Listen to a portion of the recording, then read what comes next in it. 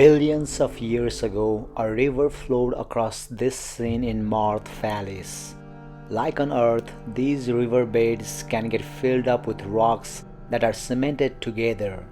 After Mars became a colder, drier place and the river disappeared, the rocky riverbed remained. In this high-rise view, we see a dark ridge snaking across the surface. The dark ridge is the old riverbed. It is raised above its surroundings now because these softer surroundings have been eroded away, whereas the rocky riverbed resists that. Scientists call these ridges inverted channels, and many of them are visible in this area of Mars.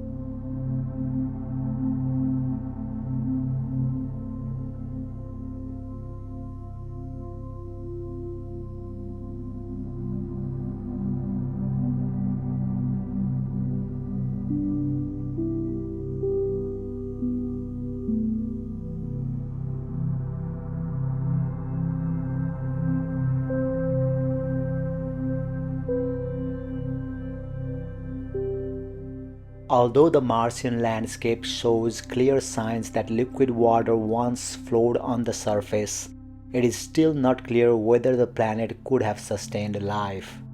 While Mars was once habitable, based on discovery of evidence that a carbon cycle once operated on the red planet, it would have required a lot of carbon dioxide in the atmosphere to keep it warm enough. Previous rock sampling suggested that there was not enough carbon on the planet to create such an atmosphere, leaving experts in a dilemma about whether Mars really was a wet, warm planet that could allow life to evolve. Recently, new sampling by Curiosity rover has found large deposits of siderite, a carbon-rich mineral in the Gale crater, a dried-up ancient sea. This suggests that the atmosphere contained enough carbon dioxide to support liquid water, and as the atmosphere thinned, the carbon dioxide was absorbed into the rocks. This finding tells us that the planet was habitable up until this time, but then as the carbon dioxide that had been warming the planet started to precipitate as siderite, it likely impacted Mars's ability to stay warm. It is still a mystery, however, as to how much of this carbon dioxide from the atmosphere was actually sequestered and if this was the reason Mars began to lose its habitability.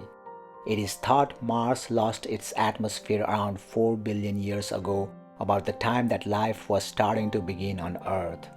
Carbon is the chemical backbone of life on Earth, being the fundamental building block of life and regulating the planet's temperature. But to do this, it needs to be constantly moving around the planet, a process which happens through mechanisms including photosynthesis, respiration, erosion, and volcanic activity. NASA had hoped that sedimentary layers at Gale crater would show evidence of carbon being pulled into the rocks because they were formed when Mars was drying out and becoming colder. The findings suggest that large amounts of carbon dioxide have been locked into the planet's crust, and if they are representative of similar regions globally, then it suggests a huge carbon reservoir indicative of a thick atmosphere. Even small changes in atmospheric carbon dioxide can lead to huge changes in the ability of a planet to harbor life. While Earth has been remarkably habitable for at least 4 billion years, something happened to Mars that didn't happen to Earth.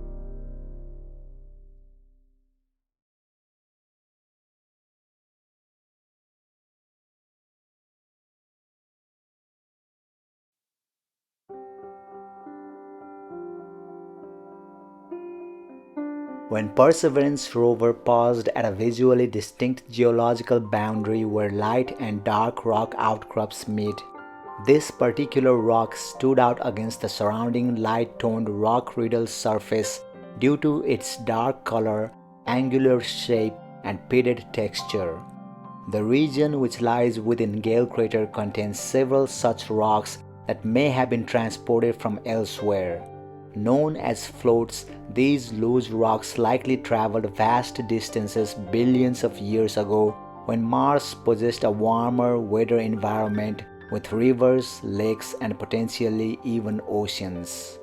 As the water receded and softer surrounding material eroded over eons, the more resilient rocks remained perched on the Martian soil. The pits on the rock may have formed in a couple of ways. Small pieces within the rock itself might have become loose and eroded away, leaving the holes. Another possibility is that Martian winds carrying tiny dust and rock particles could have acted like sandpaper, slowly wearing away the rock's surface and creating the pits. The dark tone of the rock and similar rocks could suggest they are meteorites, but recent analysis of their chemical data from Perseverance's SuperCam instrument indicates their composition doesn't match that of a typical meteorite. Alternatively, these dark rocks could have a volcanic origin. On both Earth and Mars, minerals like olivine, pyroxene, and biotite are known to give igneous rocks their dark color. If these rocks are indeed igneous, they might have come from nearby volcanic rock formations that have eroded away, or they could have been blasted out of the ground by an impact crater that excavated deeper volcanic layers. Perseverance rover has instruments that can measure the chemical composition of rocks on Mars, which can help scientists understand the composition of these dark-toned floats and interpret the origin of this unique rock. So far, Perseverance has collected samples of many different rocks, analyzed them in detail, and zapped more than 80 rocks with its laser for remote study. It often takes months of searching the crater to find a scientifically unique rock worth sampling. On the crater rim, however, Perseverance is encountering new and intriguing rocks at every turn.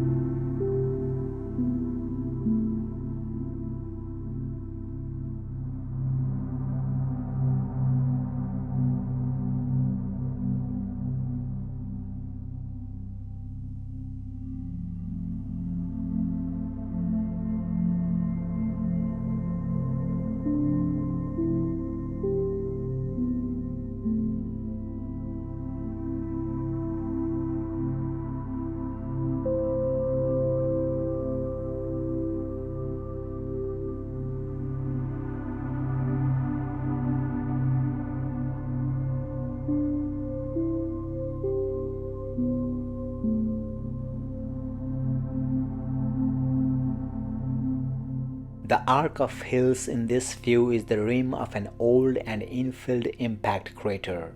The sediments that were deposited within the crater have since formed polygonal cracks due to repeated cycles of freezing and thawing.